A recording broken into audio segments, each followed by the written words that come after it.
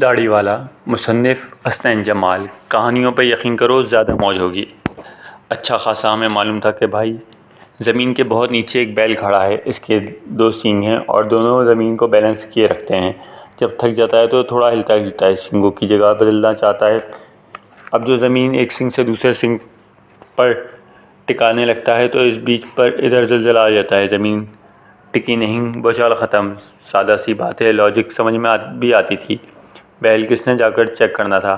پھر معلوم ہوا کہ نہیں، زمین کے نیچے، بہت نیچے، گہرے سمندروں کے نیچے بھی کوئی چٹانوں کی طرح پلیٹیں آپس میں ٹکراتی ہیں، رگڑ کھاتی ہیں تو 1 سے 2 منٹ کے عمل میں اوپر تباہی مچ جاتی ہے۔ اصل میں یہ ہوتا ہے جس کی وجہ سے زلزلہ آتا ہے۔ اوکے، ٹھیک ہو گیا۔ چاند پر داغ نظر آتا تھا۔ روز صحن میں چارپائی بچھتی اور سونے کا سین سٹارٹ ہوتا تو دادی کہانی وغیرہ بھی سنایا کرتیں۔ کئی دفعہ ان سے پوچھا کہ وہ کیا ہے چاند میں، گڈھا سا۔ وہ یہی کہتیں کہ چندا وہاں ایک بڑھیا بیٹھی ہے اور چرخہ چلاتی رہتی ہے۔ پھر دادی نے سے چرخے کی ڈیفینیشن پوچھی تو اور مزے کی کہانیاں بیچ میں آ جاتیں۔ وہ اپنے بچپن کا ذکر کرنے لگتیں۔ ناگپور میں کپاس کی فیکٹریوں، پتہ نہیں کہاں سے روٹ بنتا چلا جاتا اور سفر چاند کی منزل مارنے لگتا تو بچے ہمیشہ سو چکے ہوتے تھے۔ بچے اس جسٹیفیکیشن پر مطمئن تھے، بالکل راضی تھے، انہیں کوئی ٹینشن نہیں تھی۔ یار جا کر واقعی میں پتہ لگائیں کہ بڑھیا ہے یا بھی نہیں، بس دادی نے کہہ دیا تو ہے۔ انہیں ان کے اماں نے کہا ہوگا اور ان کی اماں کو کسی اور بزرگ نے بتایا ہوگا۔ جب اتنی ٹائم ٹیسٹڈ بات ہے تو اس کی جانچ پرکھ کا سوال ہی پیدا نہیں ہوتا۔ یقین کرو اور سو رہو۔ ابھی کل پرسوں ایک جگہ پڑھا کہ ریل کی پٹری پر سکہ رکھا جائے اور ٹرین اوپر سے گزر جائے تو وہ کمبخت مغناطیس نہیں بنتا، بس چپٹا ہو جائے گا اور کچھ بن سکتا ہے تو پولیس کیس بن سکتا ہے کہ تخریب کاری کا ارادہ تھا، چلتی گاڑی الٹانے کا پروگرام تھا۔ قسم بخدا بڑی مایوسی ہوئی۔ 36 برس اگر غور نہیں کیا، یہ مت ایسی ہی قائم دائم تھی تو پتہ نہیں کیوں ایسے بے دردی سے اسے بھی لکھنے والے نے توڑ ڈالا۔ کئی برسوں تک یہ فینٹیسی ہوتی تھی کہ یار کبھی اسٹیشن جائیں، پٹری پر 10 پیسے کا سکہ رکھ کے ضرور دیکھنا ہے کہ مغناطیس کتنا پاورفل بنتا ہے۔ بحث پوری پانی میں چلی گئی۔ ایک اور خواب ادھورا رہ گیا۔ ہم لوگ جب کھانا کھاتے ہیں تو کبھی حساب کتاب نہیں رکھتے کہ ہائیڈروجن کے 2 آکسیجن کے 1 مالیکیول سے بنا پانی پی رہے ہیں تو اندر جا کے کیسے اس کے مالیکیول ٹوٹیں گے۔ سوڈیم کلورائڈ کے ملنے پر تیار ہونے والا نمک کھایا تو پانی والے ہائیڈروجن اور آکسیجن کے ساتھ کیا سر مارے گا۔ 12 کاربن، 22 ہائیڈروجن اور 11 آکسیجن کے ایٹموں سے بنی چینی جو ہے چائے میں کتنی ڈالنی ہے؟ ذائقہ اپنے مطلب کا ہو جائے۔ جتنا بھی سنکھیا آدمی ہو، کھانے وقت شاید ہی یہ سوچ کسی کے دماغ میں آئے۔ نہ چلتے ہوئے کسی دیوانہ اپنے اناٹومی پر غور کر رہا ہوتا ہے، یار اگر میری واک ہو رہی ہے تو کتنی ہڈیاں حرکت کر رہی ہیں۔ اگر میں ہاتھ ہلا بغیر چلوں تو شاید اوپر جسم میں ہڈیوں کی رگڑ کچھ کم ہو جائے، ان کی لائف بڑھ جائے۔ کیوں سوچیے گا، بالکل نہیں سوچیے گا۔ گاڑی چلاتے ہوئے انجن کی ساخت اور پرزوں پر غور نہیں کرتے۔ گھر میں آگے پودوں کے فوٹو سینتھیسس کو نہیں پرکھتے۔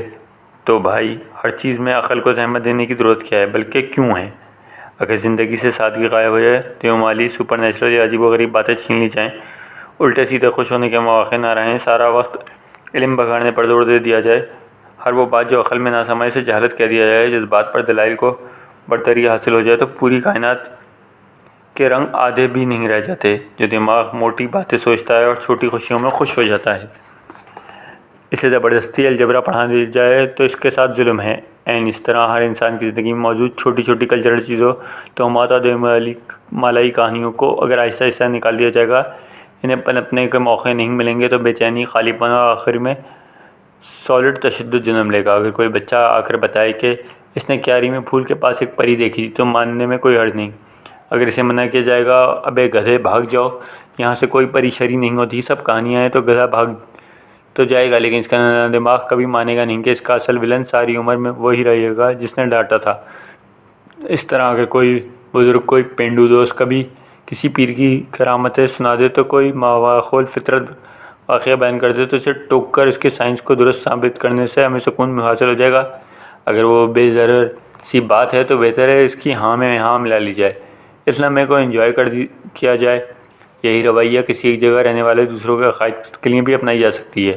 جب تک کوئی دوسرے انسان کو تنگ نہیں کر رہا تو دوسرا اسے کیوں چھڑے؟ آپ کیوں ثابت کرنے پہ تلے ہوئے ہیں کہ سامنے والا فلاں واقعی نری کہانی ہے، اس کے پیچھے کوئی حقیقت نہیں ہے؟ زندہ نامہ کے دباچے میں سجاد ظہیر لکھتے ہیں، فیض کی ان نظموں کو مجموعی حیثیت سے دیکھیں تو ہمیں معلوم ہوتا ہے جہاں تک ان اقدار کا تعلق ہے جن کو شاعر نے ان میں پیش کیا ہے، وہ تو وہی ہیں جو اس زمانے میں تمام ترقی پسند انسانیت کی اقدار ہیں، لیکن فیض نے ان کو اتنی خوبی سے اپنایا ہے کہ نہ تو وہ ہماری تہذیب و تمدن کی بہترین روایت سے الگ نظر آتی ہیں، نہ شاعر کی انفرادیت اور اس کا نرم شیریں اور مترنم انداز کلام کہیں بھی ان سے جدا ہوا ہے۔ یعنی ترقی پسندوں کے خیالات کی پریزنٹیشن میں کوئی ایسا چکر موجود تھا جسے وہ خود بھی سمجھتے تھے کہ ہماری تہذیبی روایت سے لگا نہیں کھاتا۔ کوئی دوسری رائے نہیں کہ فیض صاحب نے وہ تمام باتیں ایسے کہہ دیں جسے کہنا حق تھا، لیکن ہر کوئی فیض نہیں بن پاتا۔ نتیجہ کیا نکلا؟ وہ ذہن جو زیادہ پڑھا لکھا نہیں تھا وہ اس تحریک سے ڈیٹیچ ہوتا چلا گیا۔ اس وقت جتنی بنیاد پرستی اور تشدد ہمارے معاشرے میں پایا جاتا ہے، اس کے پیچھے ایک بڑا فیکٹر کمیونسٹ تحریک کا شدت سے اٹھنا اور بتدریج ناکام ہونا ہے۔ بھٹو دور کے آخری برسوں میں جتنے بھی اقدامات ہوئے، بائیں بازوؤں کی اٹھائے منتخب بحثوں کا رد عمل تھے۔ یہ ہونا ہی تھے، اس لیے فکری طور پر جو تربیت وہ لوگ کیا کرتے تھے اس کی جگہ دائیں بازو والے آ گئے۔ اسکولوں کالجوں میں ہر جگہ ان کا ہولڈ تھا۔ اگر پہلے والے نصابی سوچ کو رد کرنے میں انتہا پرت تھے تو یہ لوگ اپنی جگہ شدت پسند تھے۔ جو ہوا سب کے سامنے ہے، لیکن اس کے نتیجے میں جس سوچ کو فروغ ملا